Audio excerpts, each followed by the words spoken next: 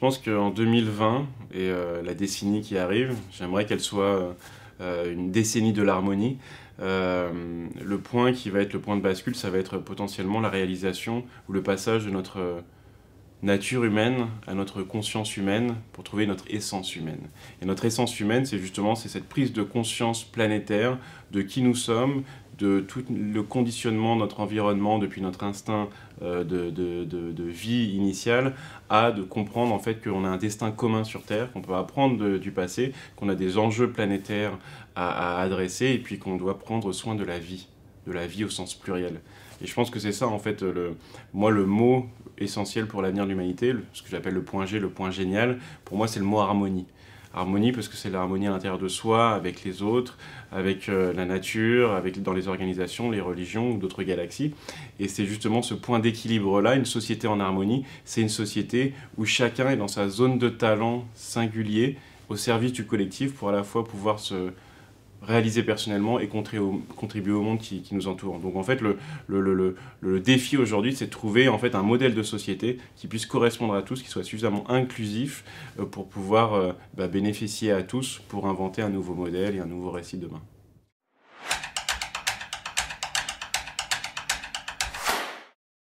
Les freins, c'est à la fois l'inertie d'un système, l'évolution progressive et lente en fait de l'humanité, en fait, qui avance à son propre rythme.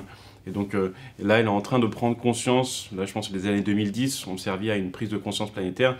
Les années 2020, j'espère que ce sera une prise d'action planétaire et qu'on va ensemble avancer vers un nouveau modèle. Et donc justement, un des freins, c'est de réussir à trouver en fait un récit, un narratif inspirant et inclusif où en fait chacun a quelque chose à bénéficier d'un nouveau modèle et qu'il n'y ait pas tellement de sacrifices pour certains et des bénéfices pour d'autres, mais que chacun puisse faire sa part de colibri, avoir sa part de sacrifice pour ensuite avoir un bénéfice global pour l'humanité.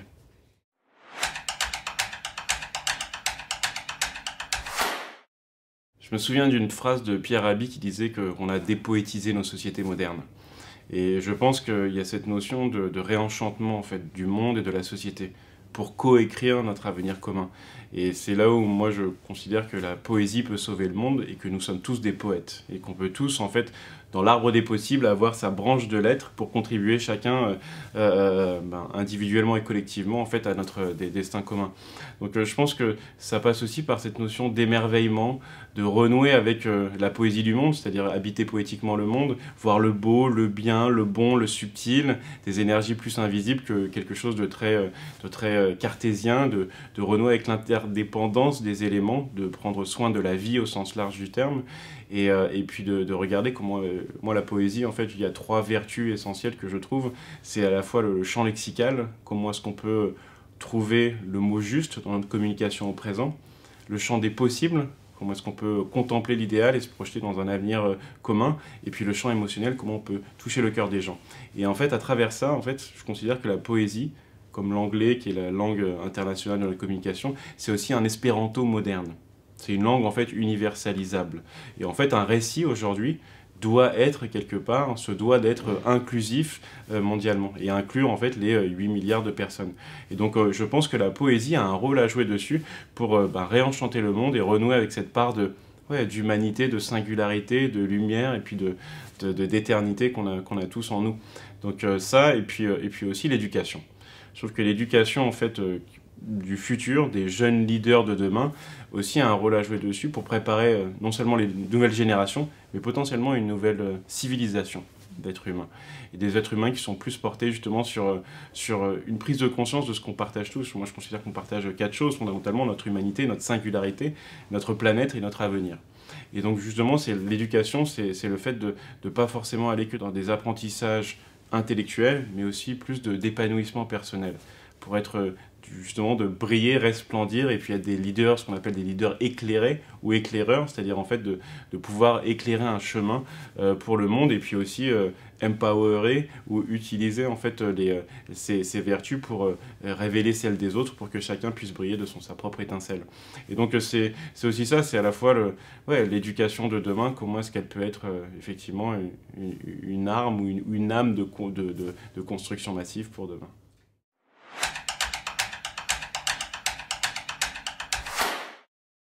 Je pense que c'est un autre regard sur la vie, c'est-à-dire par exemple, en fait, c'est ce qu'on voit aussi dans la méditation, mais c'est juste d'enlever en fait toutes ces pensées et de regarder en fait les choses telles qu'elles sont, dans leur pur présent.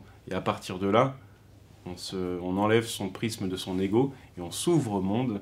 Et c'est là où on peut voir justement la beauté, le subtil et toutes les merveilles que propose à la fois le monde, la nature, les personnes, voir le beau en fait dans chacune des personnes qu'on a en face de soi, dans le potentiel que la personne peut avoir pour trouver justement cette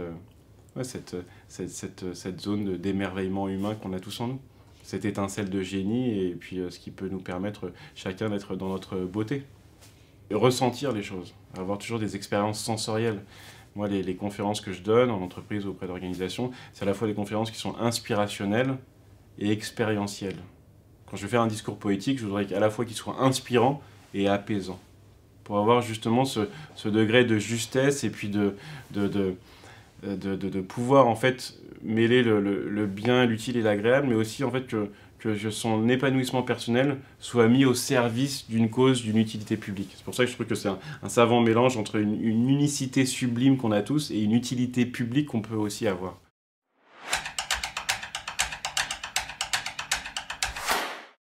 Son point G, c'est une métaphore du fait qu'on a tous du génie en nous. C'est son point génial, c'est l'orgasme de son âme, c'est son essence, c'est sa raison d'être, c'est ce qui nous permet de nous lever de bonheur, en un mot, le matin, et c'est en gros, en fait, son cadeau à offrir au monde.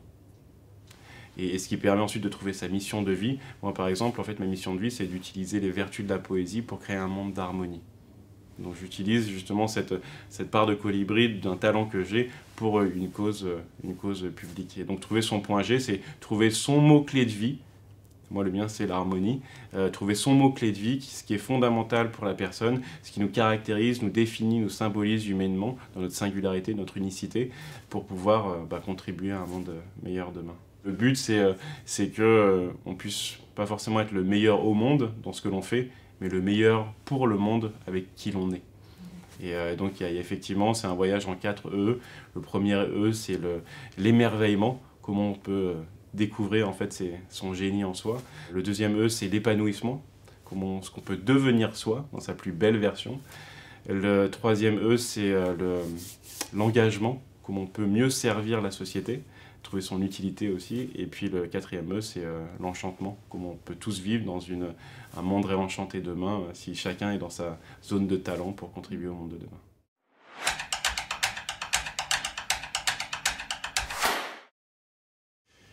Edgar Morin, bien évidemment, qui a un livre qui s'appelle Amour, poésie et sagesse, où en fait il explique comment est-ce qu'on peut renouer ou réconcilier les deux tissus intrinsèques du monde, la dualité de l'homme, la science, la conscience, la magie, la pratique, en l'occurrence le business ou la sagesse ou ce que l'on veut, pour créer justement un monde plus humain demain et plus réenchanté.